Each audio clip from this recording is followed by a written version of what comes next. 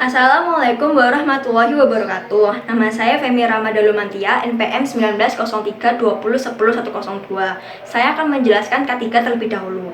Kesehatan dan keselamatan kerja atau yang disingkat dengan K3 adalah instrumen yang melindungi pekerja, perusahaan, masyarakat, dan lingkungan dari hal-hal merugikan yang dapat ditimbulkan oleh aktivitas pekerjaan.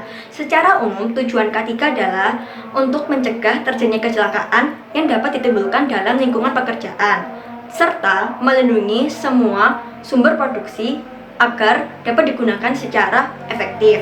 K3 memiliki fungsi, dua di antara lainnya yaitu sebagai alat dalam mengelola pertolongan pertama pada kecelakaan dan tindakan darurat lainnya. Yang kedua adalah sebagai pedoman dalam mengidentifikasi serta menilai bahaya dan resiko yang dapat terjadi dalam aktivitas lingkungan pekerjaan.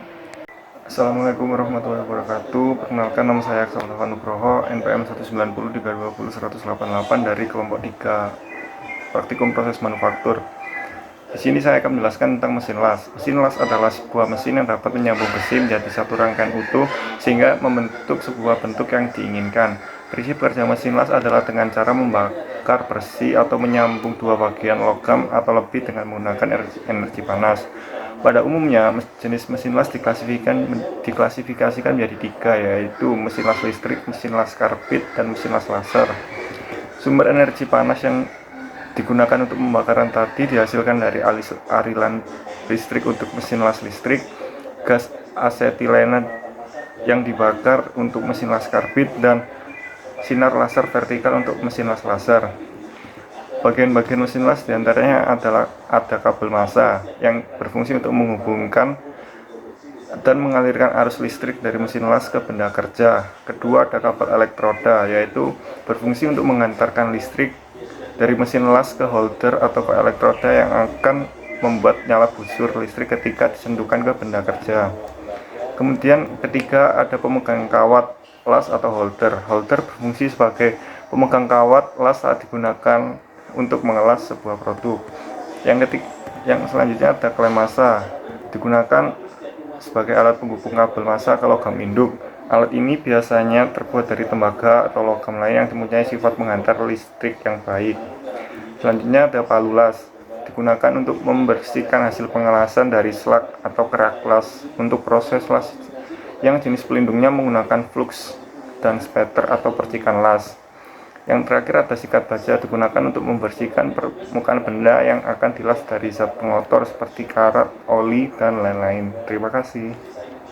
Pengertian mesin bor. Mesin bor adalah suatu jenis mesin yang gerakannya memutarkan alat pemotong yang arah pemakanan mata bor hanya pada sumbu mesin tersebut. Sedangkan pengeboran itu sendiri adalah operasi menghasilkan lubang berbentuk bulat dalam lembaran atau suatu pekerjaan dengan menggunakan pemotong berputar yang disebut dengan bor. Mesin bor menggunakan sebuah pahat pemotong yang ujungnya berputar dan memiliki satu atau beberapa sisi potong dan galur yang berhubungan secara kontinu di sepanjang badannya. Galur ini yang dapat lurus atau helix disediakan untuk memungkinkan lewatnya serpihan ataupun fluida yang ada. Meskipun pada bor umumnya memiliki dua galur, namun ada juga yang memiliki 3 ataupun 4 galur. Nah, bor ini tidak hanya digunakan untuk melubangi suatu material, tetapi digunakan untuk menyesuaikan lubang dan juga untuk memperluas lubang. Jenis-jenis dari mesin bor.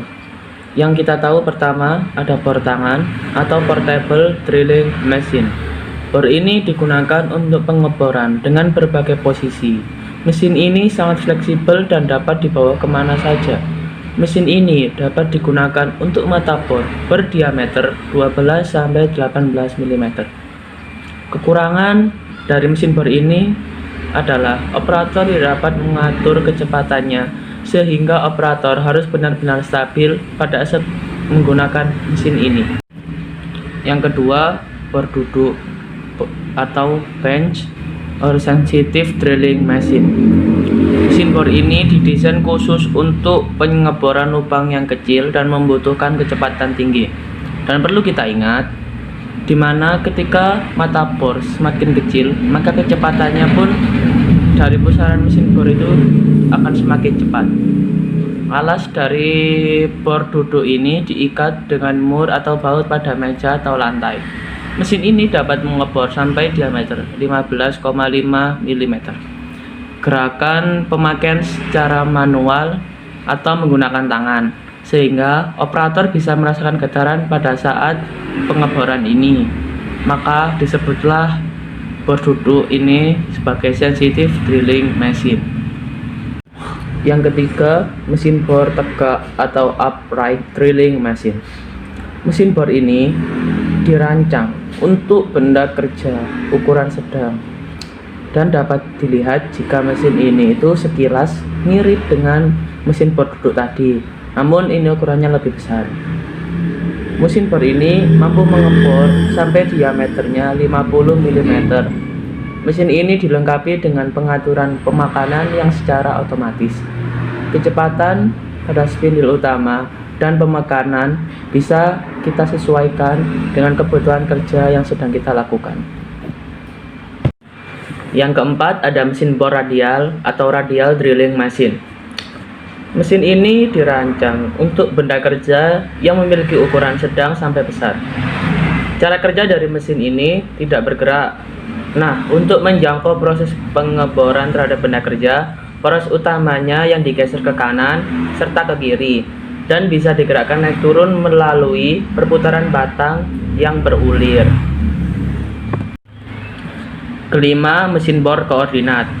Mesin bor koordinat ini dipakai untuk membuat atau membesarkan lubang dengan jarak titik pusat serta diameter lubang yang antara masing-masingnya mempunyai ukuran serta ketelitian yang tinggi. Yang keenam, ada mesin bor lantai. Mesin bor lantai ini yang pastinya dipasang di lantai. Kemudian mesin bor ini juga dapat disebut dengan mesin bor kolom.